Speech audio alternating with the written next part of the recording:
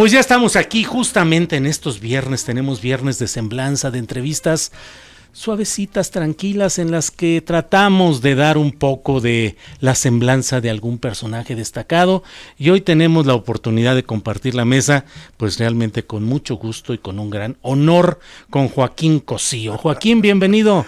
Muchísimas gracias. ¿Quién es el personaje destacado que estamos esperando? Estamos esperando uno, ahorita va a llegar y luego ya lo entrevistamos tú y yo, Pues, pero por lo pronto platiquemos nosotros. Me parece. Joaquín Cosío, actor, primer actor, personaje que todos ustedes reconocen en múltiples películas, obras de teatro, pero pues además de todo poeta, que es una de las facetas.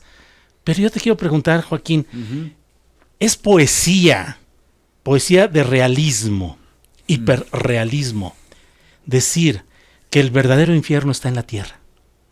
Pues sí, claro. En eso estamos. Claro, desde luego. Pues podría ser un verso porque es una figura retórica, desde luego, y bastante cercana a la realidad. Es decir, yo creo que, por supuesto, hay zonas donde el infierno está aquí. Y estamos hablando de México. Zonas donde arde y donde hay cuerpos consumiéndose entre llamas, desde luego. Naciste en Tepic y luego te fuiste a Ciudad Juárez. Así es. Norteño por adopción. Así es. ¿Con gusto de ser norteño de adopción? Totalmente, sí. Soy como todos los... Si no eres de Juárez, eres de Juárez.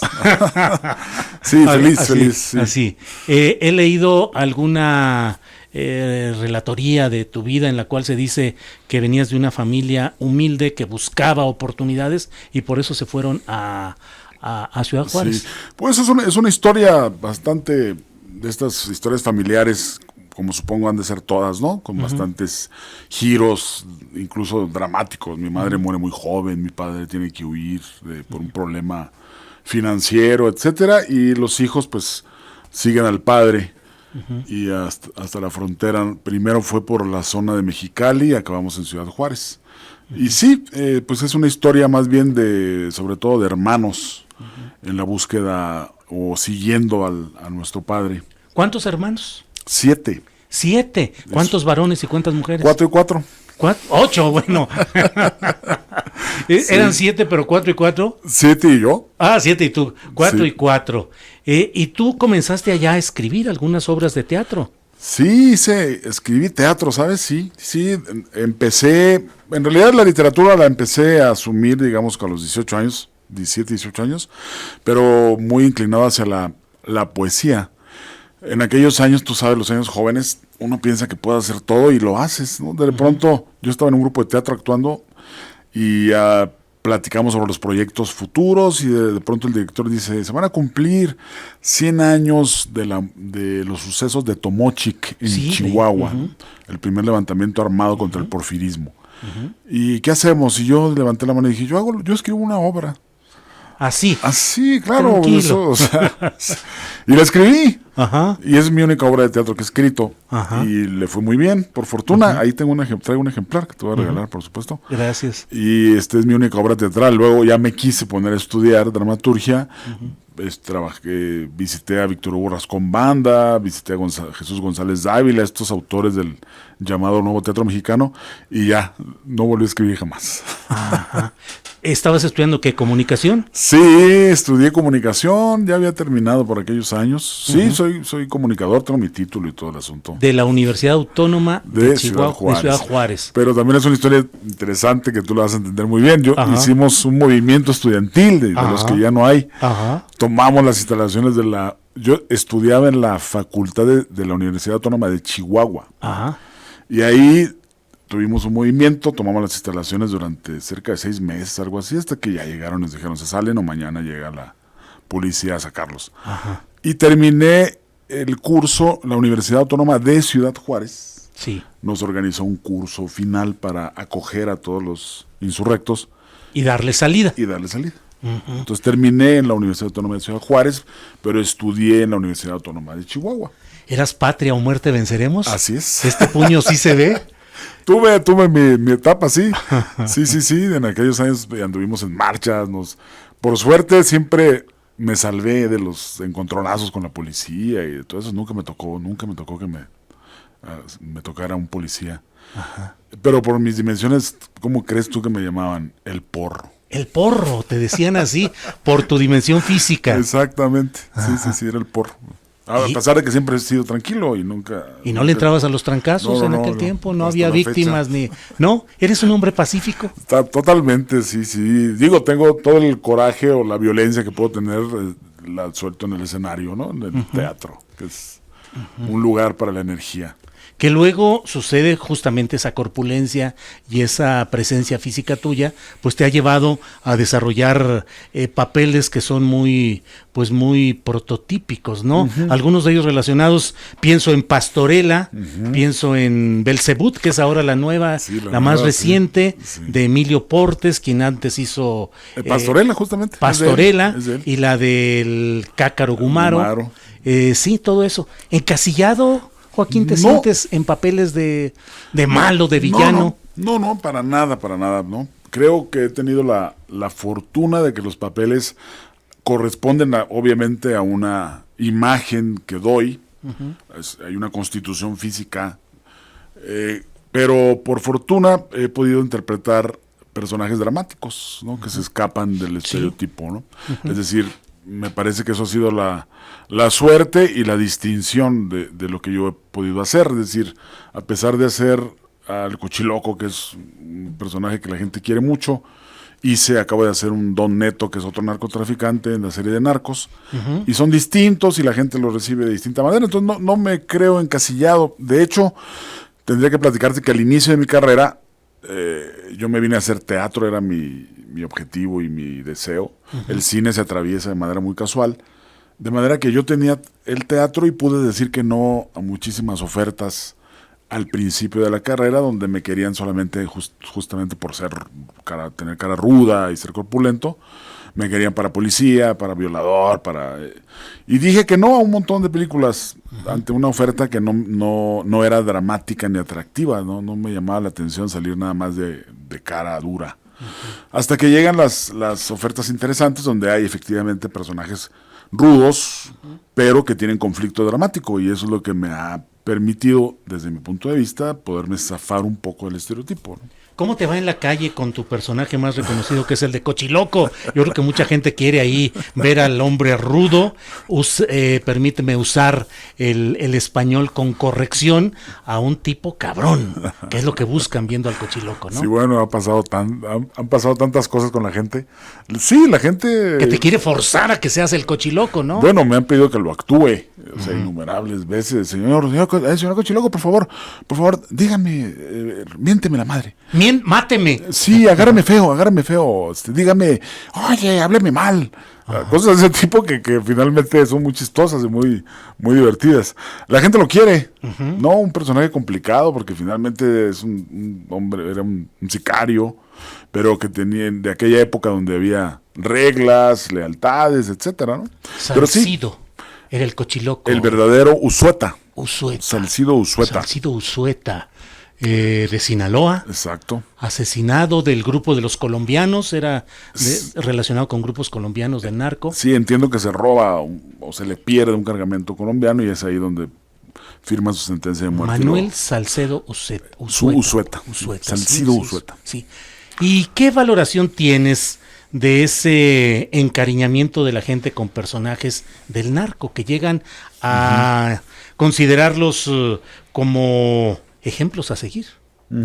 Pues esa es una posición complicada. Yo creo que hay producciones de cierto tipo, hay narrativas que son buenas o malas, ¿no?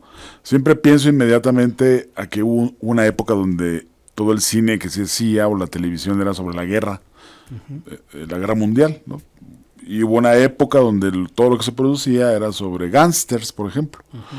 Creo que ahora estamos ante una narrativa que no podemos soslayar y que inevitablemente la tenemos que voltear a ver, y que es la del narcotráfico, ¿no? El narcotráfico dicta agenda en el mundo entero, mucho más en nuestro país.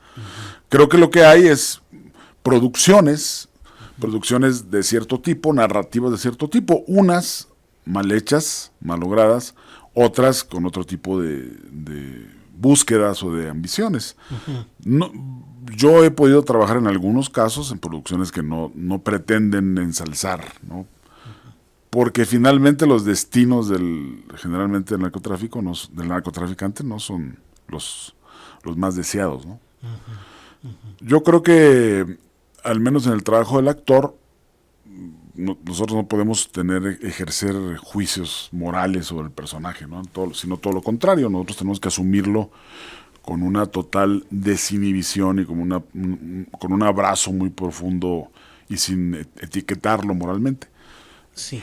Se habla de actores que, digamos, por decirlo así, se quedan en el papel del personaje.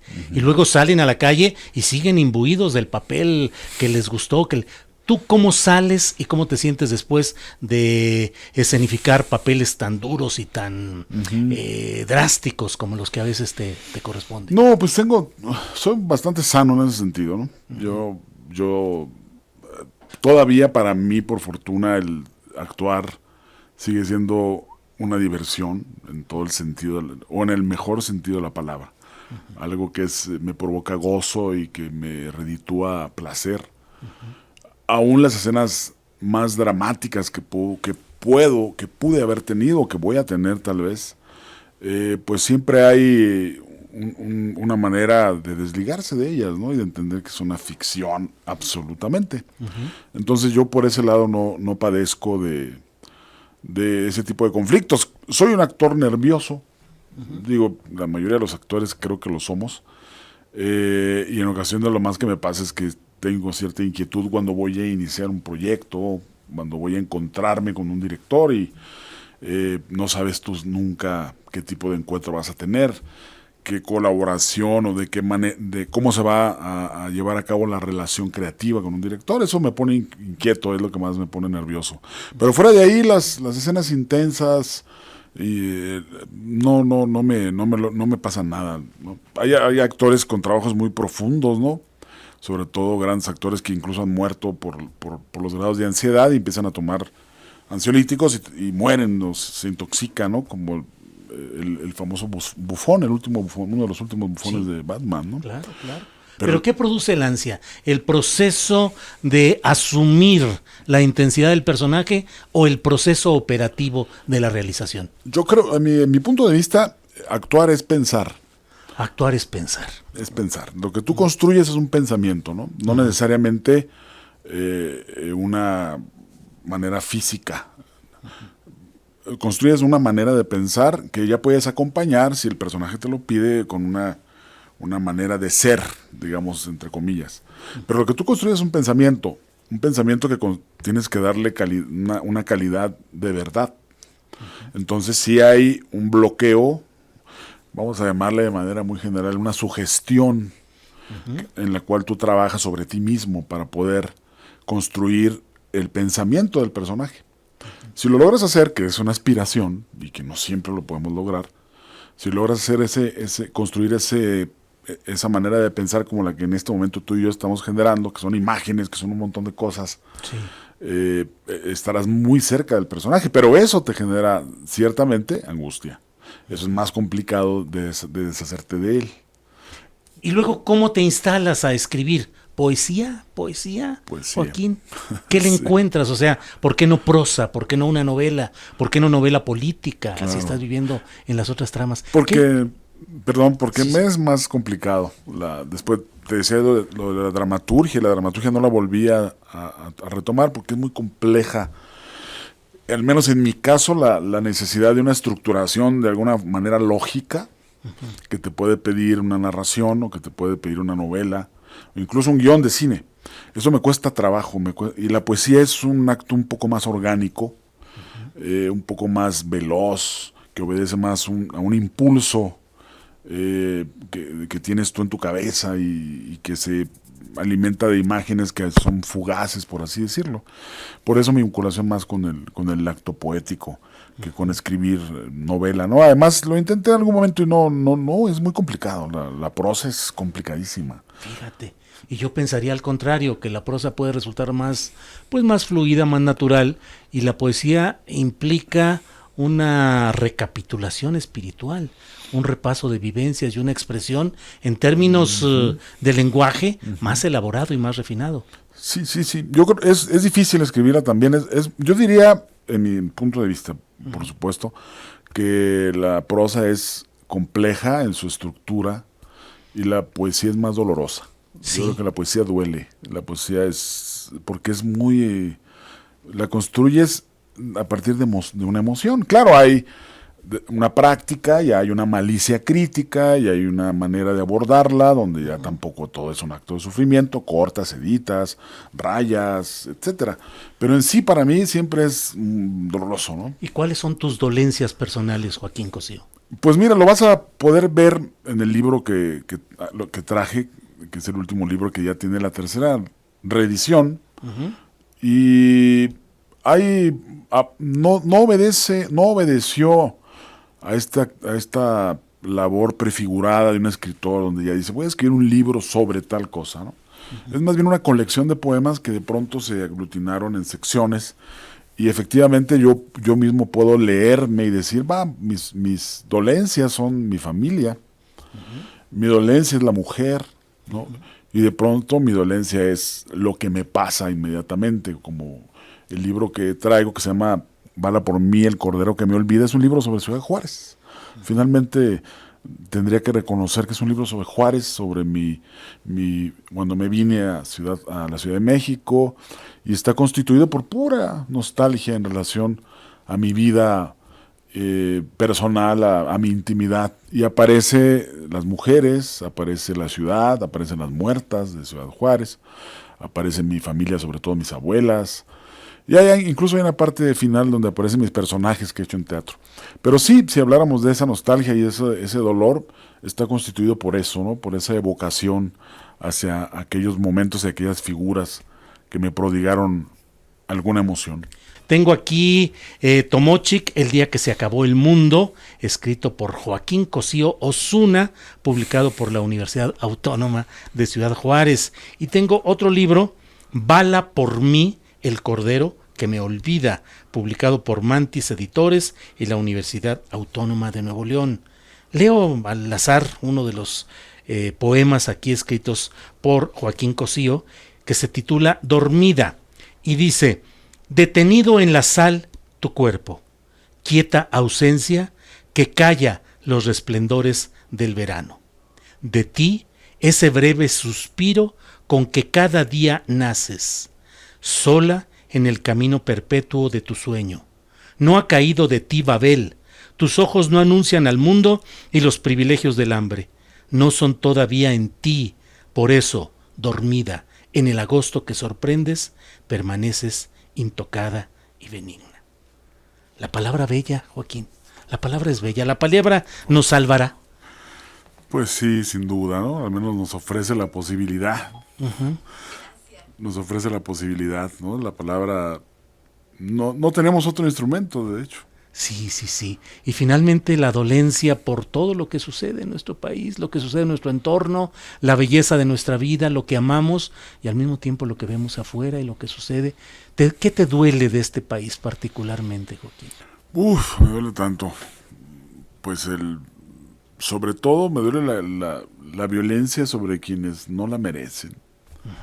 ¿No? Me duele mucho la vulnerabilidad de tanta gente que no tiene manera de defenderse ni de confrontar estos embates inmerecidos de la violencia y de la pobreza. Eso me duele bastante. Tantos millones de personas desprotegidas, abandonadas, sin posibilidad de resolver su vida, sin posibilidad de tener un futuro, sin posibilidad. Me duelen los niños profundamente. A partir de que soy padre, la idea de los hijos me duele mucho la niñez desamparada. Me indigna, por otro lado, la corrupción profunda, el estado en el que México lo han dejado los gobiernos del PRI y del PAN, las últimas administraciones y toda la historia política del país me enfurece y me enoja. Me enoja la simulación del político, que de pronto ya parece no tener signo, ¿no? Ni tener símbolo, ni tener propiamente nombre. Pareciera que es una condición del político. Claro. Simular, mentir, la búsqueda del poder como tal. Eso me indigna. Entonces mi relación con mi realidad se mueve entre esos puntos, ¿no? Por un lado me enoja y me indigna muchas cosas, y por otro lado me duele profundamente otras tantas. Y al menos en mi caso, mi paliativo, por fortuna, es mi carrera: interpretar, actuar, ficcionar, Claro. escribir en la medida en que puedo hacerlo. El arte siempre será una posibilidad, el arte siempre será un paliativo, el arte siempre será una ventana hacia el cielo y hacia aquello que es hermoso en nosotros. Por eso me duele también que los gobiernos menosprecien el arte. Sí, que es Y- otra historia. es Mira, otra antes de que historia. entremos a este tema, tenemos una llamada de la actriz Luisa Huertas, quien quiere saludarte No me digas. al aire, tu amiga. No, pero por Adelante, favor. Luisa, buenas tardes. ¿Qué tal? ¿Cómo estás? Bien, ¿Cómo estás, aquí. señor Artillero? Qué buen programa, me encanta. Muchas gracias. Y aquí está Joaquín Cosío, quien escucha su comentario, Luisa. Luisa, qué gusto, qué bueno que llamas. Venía en el coche, te empecé a escuchar y dije, yo esa voz la conozco. Yo también conozco esa voz y esa maestra de voz formidable y esa actriz extraordinaria que eres, Luisa. Gracias, Joaquín. Lo mismo digo de ti, te quiero mucho, lo sabes. Y gracias por haber hablado de dos cosas que me parecen fundamentales en el trabajo del actor. El pensamiento, construir el pensamiento. De ahí la importancia que tiene que el actor realmente se prepare, aprenda a pensar por sí mismo, Claro. y de ahí podrá construir maravillosos personajes de ficción, pero también aprenderá a conocer mejor su realidad. Claro.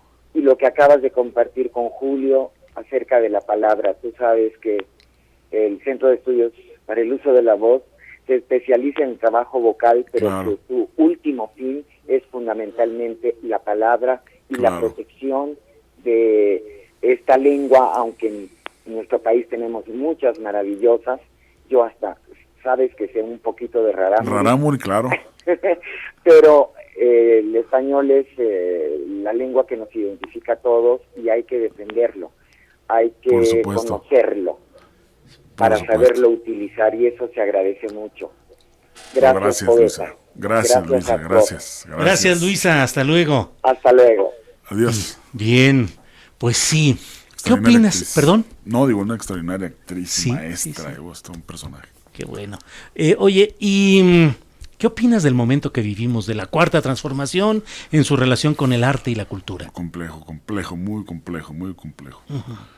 He pensado bastante, ¿no? Me la he pasado pensando. Yo creo que todos aquellos que tenemos esperanza en la cuarta transformación nos levantamos pensando y buscando los encabezados del día y queriendo saber qué va a pasar, qué sigue.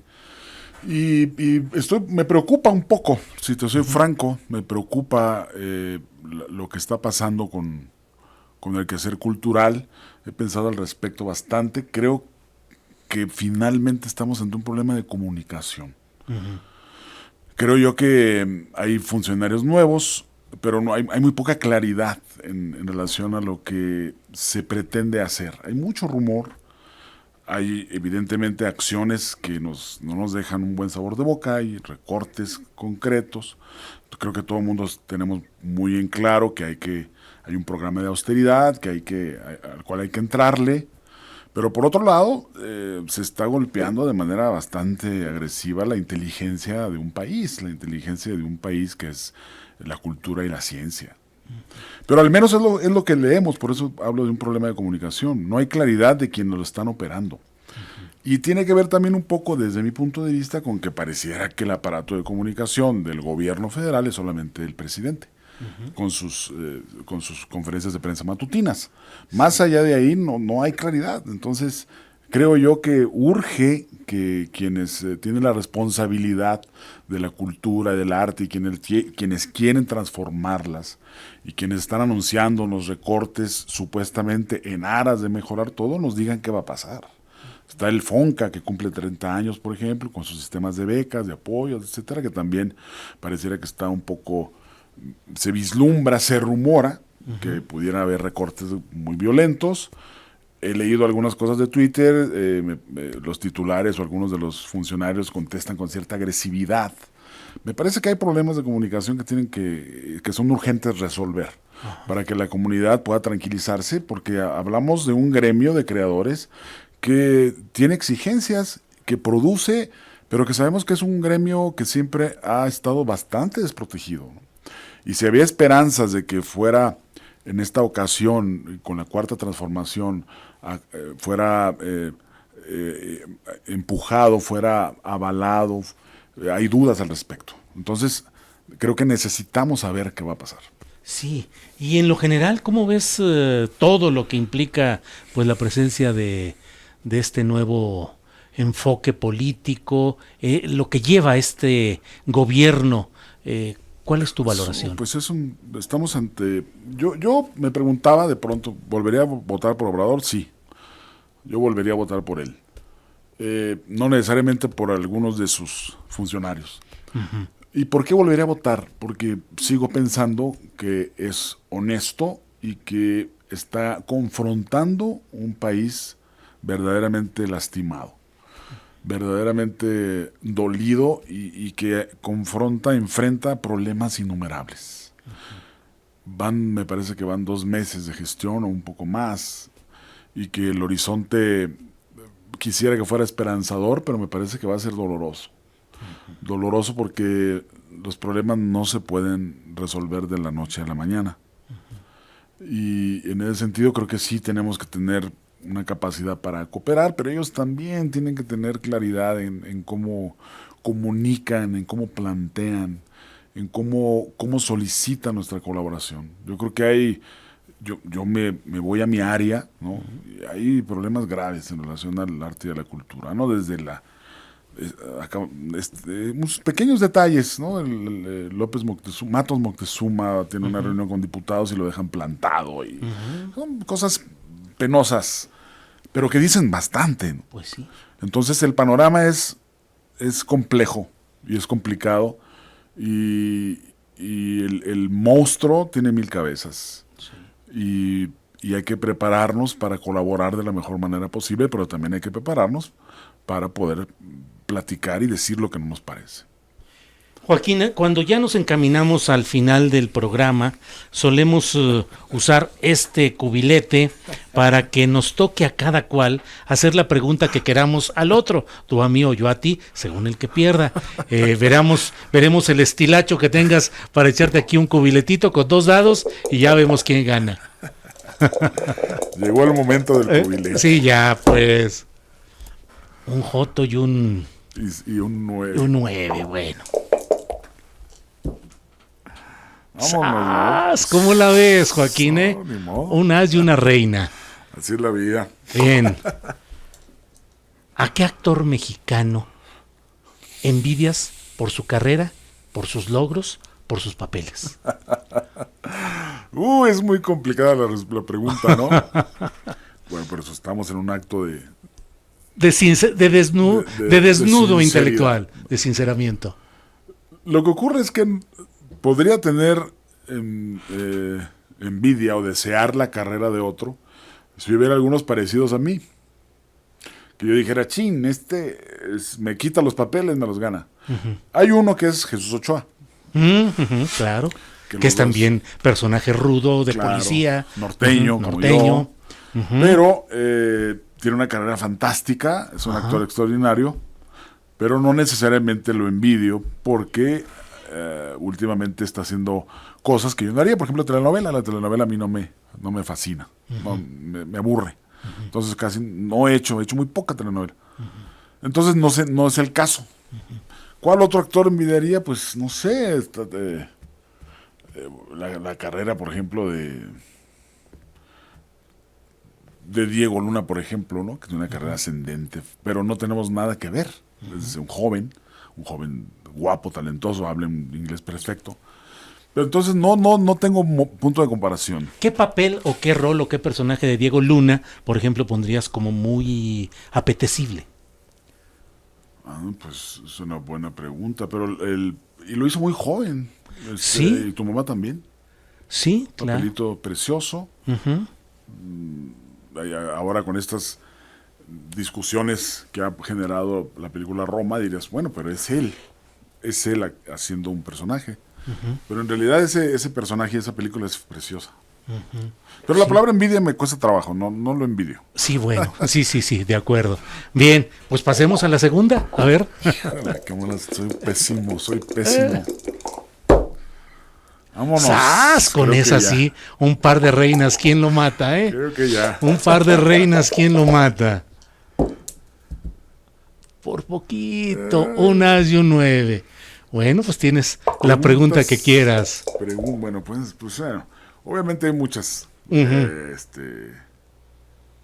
tendrían que ver con tu... Pregunta lo que quieras, por donde quieras, total, no la voy a contestar. ¿En qué condiciones tendrías una aventura amorosa? ¿En qué condiciones? De mucha identidad en la forma de ver la vida. ¿Dices una aventura amorosa fuera de matrimonio Sí, o en matrimonio? Fuera de tu matrimonio. Fuera de matrimonio. Voy a cumplir 34 años de casado. Y la verdad es que vivo como una especie de segundo enamoramiento y romance con mi esposa. Segundo o tercero. ¿En qué condiciones? Supongo que, como dirían alguien por ahí, pues solo que en una isla desierta. En una isla desierta y que solo tengas una mujer ahí en la que sepas que vas a pasar años de soledad y comiences a construir una relación de ese tipo. Pero pues solo de esa manera. Hoy estaba en una zona de debate con Broso que se llama Debatitlán, y en algún momento Emilio Lezama, que es el joven de los que estamos ahí, dijo que él no traía balas para disparar en términos intelectuales, y estábamos Broso, Emilio Lezama, Mauricio Merino y yo, y le dijimos, pues si tú que eres el jovencito no traes balas, imagínate nosotros que ya andamos con las puras balas de salva. Entonces, pues una aventura amorosa extramarital, supongo que solo con una gran identificación intelectual y con una ausencia del contraste que algunos, y lo digo con toda claridad y con sinceridad, la tranquilidad que a mí me da mi relación marital, pero bueno, en esa hipótesis que hablamos, pues por ahí voy. Ya me va a tocar sofá esta noche. Dale, por favor, otra. A dormir al garage. Sas, Joto y 10. Bueno, se me hace que te voy a ganar. Sí. Mira, par de reyes. ¿Sabes? Par de reyes. Tarán. Sin que me eches rollo de que todos los personajes son queridos y que todos son amados y que para el actor todos son iguales. La neta, ¿cuál es el personaje por el cual tú te sientes realmente complacido y con el que quisieras que se te recordara? Pues me siento muy complacido por Belzebú. Belzebú, el detective. El detective Emanuel Ritter. Me siento muy complacido porque la ficción de la historia es muy complicada porque es realmente una fantasía, porque es fantástica, que no es real. Es decir, El Cochiloco es maravilloso, lo disfruté, pero fue otra la manera en cómo disfruté. Fue mi primer trabajo con grandes actores, es decir, yo era relativamente desconocido y me tocó estar con Damián Alcázar, con toda la gama de actores que eran de primer nivel, que son de primer, Angelina Peláez, Isela Vega, en fin, yo estaba apabullado. Lo disfruté, lo gocé, pero era otro el tipo de gozo, ¿no? Era decir, estoy entrando, estoy hablando, viendo a los ojos a Damián Alcázar y me está viendo, y ahorita voy con la escena con este otro actor, con Cefam, José Cefam, y en fin, puro estrella, ¿no? Pero sin embargo, Belzebú me gusta mucho porque el grado de la ficción es totalmente irreal. Es decir, ahí se trata de una posesión demoníaca. ¿Quién sabe lo que es una posesión demoníaca? ¿Cómo la vives? ¿Cómo la inventas? Y yo, particularmente, me creí esa historia. Entonces me gustó muchísimo el trabajo que hice en Belzebú. Es real, es verosímil, es un hombre que sufre, un hombre atormentado. Entonces, es una película de terror que convence, al menos a mí, que me convence a mí, que mis recursos actorales funcionaron, porque el reto era mayúsculo. Verdaderamente inventar algo. El guión es de Emilio Portes también. Sí. Bien, pues ya se nos está acabando el tiempo, como suele suceder en las buenas conversaciones. Joaquín Cosío, con mucho agradecimiento por esta participación, esta presencia. Gracias. Y no me puedo quedar sin preguntarte ya al final, sin cubilete ni nada, ¿cuál es el papel que te queda por ejecutar, por cumplir, que digas, este va a ser mi papel chido? Pues eso ahí tiene que ver más con teatro, ¿sabes? En teatro la construcción de los personajes, hay personajes míticos que uno siempre añora hacer. El cine es otra naturaleza, ¿no? Hay una condición más ligada a tu físico, a tu imagen. Si hablo de cine, te hablaría. Si hablo de teatro, hay un personaje que nunca voy a poder interpretar porque es un personaje enfermizo que se llama Wojciech. Es una historia de un autor alemán, Buchner. Es un personaje fabuloso que siempre me ha fascinado, pero que seguramente nunca lo voy a poder interpretar porque no doy el tipo. Pero en el cine me gustan mucho los personajes vulnerables porque no tienen que ver mucho con la imagen que doy. Un personaje no parezco vulnerable. Y sin embargo, es lo que más me llamaría la atención. Por ejemplo, y te lo digo con franqueza, un homosexual, por ejemplo. Sí. Un personaje delicado, ¿no? Que va contra mi propia imagen. Entonces, poderme romper mi propia imagen y poder entrar y convencer de que efectivamente hay vulnerabilidad en un hombre tan tosco, ¿no? La Manuela, por ejemplo, pienso. Es maravilla. Claro. Qué gran personaje. ¿Y nunca te han ofrecido algo para representar un papel de homosexual? En teatro hice Dulces Compañías de Oscar Liera, una obra donde yo le hice de homosexual. En un cortometraje que hice también lo hice como de transvesti. Pero en realidad no he tenido una historia grande con un personaje de esa complejidad y de ese reto, ¿no? Joaquín Cosío, muchas gracias por esta oportunidad de una plática relajada, tranquila, de pasarle revista a muchas cosas. Gracias por los libros de poesía y gracias por la oportunidad de conocer el interior y el pensamiento pues de un hombre a quien respeto y a quien considero un personaje que ya llegó y que eres tú, Joaquín. Muchas gracias. Muy amable, gracias a usted, gracias a ti, Julio, por esa invitación. Gracias, Joaquín.